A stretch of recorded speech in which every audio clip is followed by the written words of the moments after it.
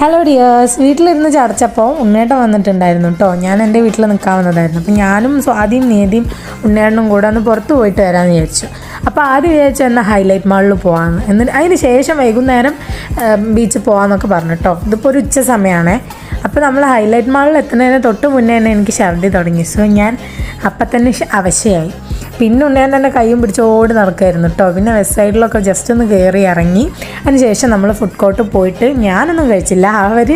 ഞാൻ മറ്റേ French fries മാത്രം കുത്തി തിന്നു കേട്ടോ. അവരെല്ലാവരും കൂടെ ബർഗറും അതും ഇതൊക്കെ കഴിച്ചിട്ടോ. അപ്പം തന്നെ ഞാൻ ആകെ ക്ഷീണിച്ചിട്ടുണ്ടായിരുന്നു. പിന്നെ എനിക്കൊരു കരിക്കുവെള്ളം വാങ്ങി തന്ന് ഞാൻ ഓക്കെ ആയി.